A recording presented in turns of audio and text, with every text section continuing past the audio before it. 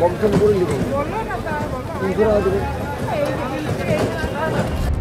কখনো 300, কখনো 500, কখনো আবার 1000। অভিযোগ সরকারি হাসপাতালে রোগী ভর্তি থেকে অন্য যে কোনো কাজ, রোগীর পরিজনের থেকে এমনই টাকা দাবি করে দালালরা।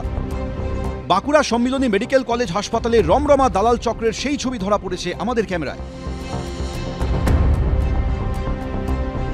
বাঁকুড়া সম্মিলনী মেডিকেল কলেজ হাসপাতালে রোগী এবং তার আত্মীয়রা যখন এই যে এমার্জেন্সি গেটের সামনে আসে, রোগীর আত্মীয়রা যেটা অভিযোগ করছে যে পেশেন্ট নিয়ে আসার ফলে যে ট্রেচারে করে পেশেন্টকে নিয়ে যাবে এমার্জেন্সি থেকে 2 তলা কি 3 তলাতে যেটা নিয়ে যেতে হয়, সেখানে পর্যাপ্ত স্টাফ নেই।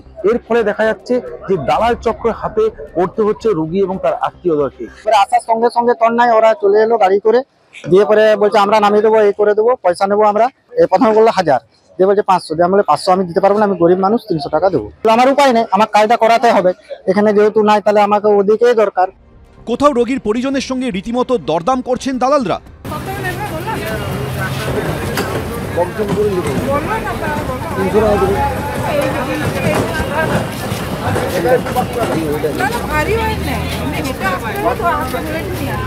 কোথাও রোগীকে স্ট্রেচারে তুলে ওয়ার্ডে পৌঁছে দিচ্ছে দালালরাই। কষ্টের মধ্যে করি কাজ, বেকার ছিল, 2 পয়সা হয় যে যেমন সেটা নেওয়া হয়। পেশেন্ট পার্টিরা তো বুঝতে পারছে না যে কোন দিন নিয়ে যাবো না নিয়ে যাবো, বুঝতে পারছে না, জানতে পারছে না। একটা টিচার লাগে ওনাকে হ্যারাসমেন্ট হতে হচ্ছে, একটা পেশেন্ট টিকিট করবে তাতেও হ্যারাসমেন্ট হতে হচ্ছে।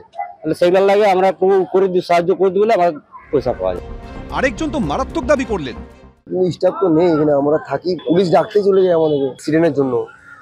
কত বিক্ষত একদম অবস্থায় অ্যাক্সিডেন্ট হয়ে এসছে, ওর মানে ধরার মতন কেউ তো নেই, পচে যায়, গলে যায়, অনেক আছে 32-30 জনের। একটা সরকারি হাসপাতালে প্রকাশ্যে দাপিয়ে বেড়াচ্ছে দালালরা, অথচ তা নিয়ে সাফাইও দিলেন বাঁকুড়া সম্মিলনী মেডিকেল কলেজের অধ্যক্ষ। সিকিউরিটির সংখ্যাটা বেড়েছে, গ্রুপ ডি বা স্ক্যাভেঞ্জিং সেটা এখনো বাড়েনি। মানে আমার এই গ্রুপ ডি সংখ্যাটা খুব দরকার, যাতে আমরা ডেডিকেটেড ট্রলি বয় কিছু রেখে দিতে পারি। ট্রলি বয় কম, এটা ডেফিনেটলি একটা ব্যাপার। মানে আমরা যে ওখানে অনেক সময়তে ওই জিনিসটা ওরা বাড়ির লোক সেজে চলে যাচ্ছে। প্রসেস চলছে, আমাদের জানানো হয়েছে, সব চিন্তাভাবনা চলছে, আশা করি পেয়ে যাবো। সরকারি হাসপাতালে দালালদের রমরমা বন্ধ করতে প্রশাসনের তরফে বারবার বার্তা দেওয়া হয়েছে, কিন্তু বাস্তবে যে ছবিটা বিন্দুমাত্র বদলায়নি তা স্পষ্ট হয়ে গেল বাঁকুড়া সম্মিলনী মেডিকেল কলেজ হাসপাতালে। পূর্ণেন্দু সিংহ, এবিপি আনন্দ, বাঁকুড়া।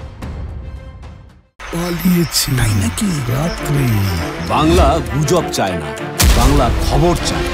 বাংলা খবর, বাংলার খবর।